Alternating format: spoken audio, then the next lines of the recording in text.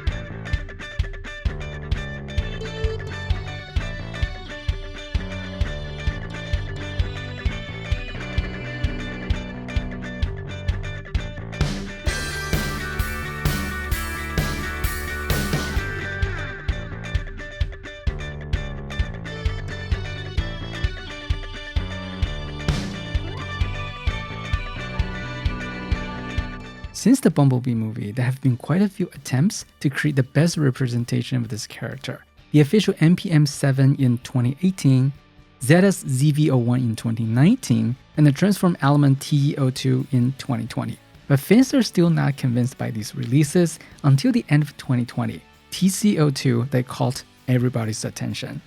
This figure had almost everything right. The likeness of the character, the proportion, the silhouette, the articulation, it was the best one. But in early 2021, when fans received their TC02s, the nightmare began. Almost every joint, the shoulders, the arms, the legs, the knees, ball joints, hinges, everything breaks. The production killed the product. So there came CE01, an oversized KO of TC02. In this video, let's talk about this figure. Accessory-wise, it doesn't really come with too many things. The head is on the ball joint, and the joint is fine-tuned, so it's very easy to change the head. The hand cannon has LED light, and it comes with batteries pre-installed. To mount the hand cannon, you shift the hand outwards and clip it on with 2 taps. The blades could be mounted on either side of the arm. It slides on. The hammer is a Bayverse design that didn't make to the production, but there's a CGI model, and this is the hammer. The hammer doesn't tap into hands, so you just have to grab it, but it comes with a convenient function.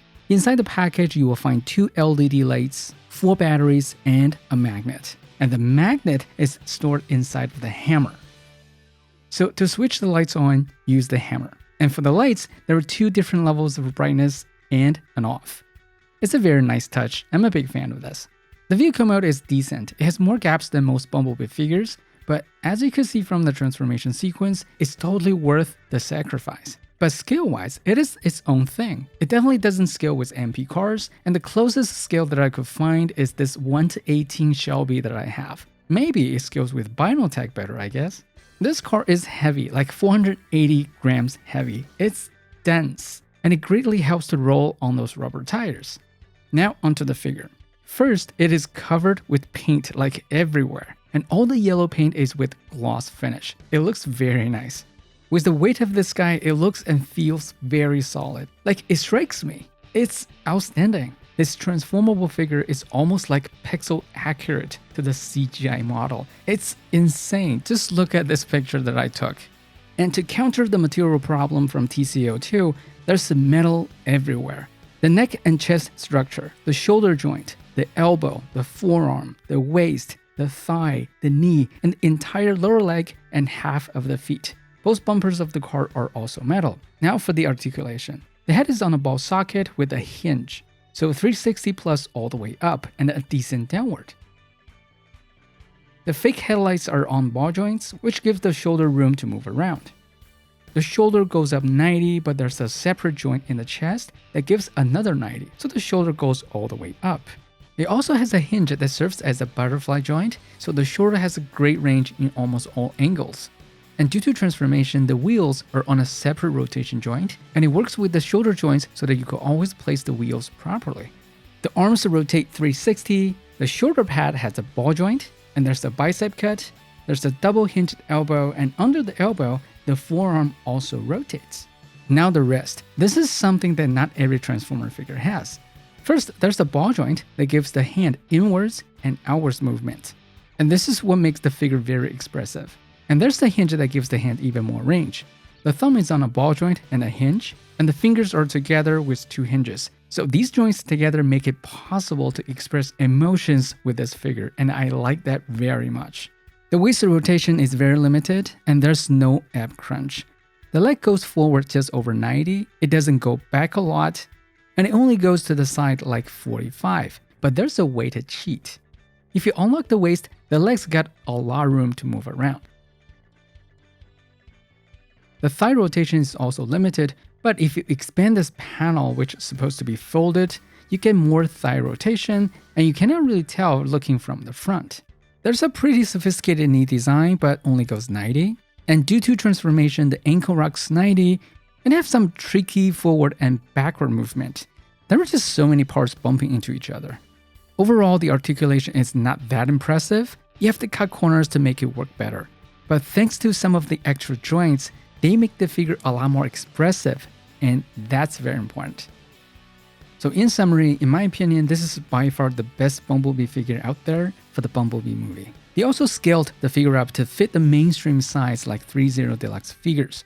The sculpt is the best, in my opinion, among all transformable Bumblebees, and the transformation design is simply astonishing. Me and my younger brother grew up with only one shared Transformer toy, Hubcap, which we thought was a Bumblebee, but nevertheless, Bumblebee has a very special place in our hearts. So I like the 2018 movie a lot, and I think CE01 is the best figure representing this character that have so much attachment from childhood. I enjoyed this a lot, and I hope you liked yours too. Alright, thank you for watching, Merry Christmas, and I'll see you next time.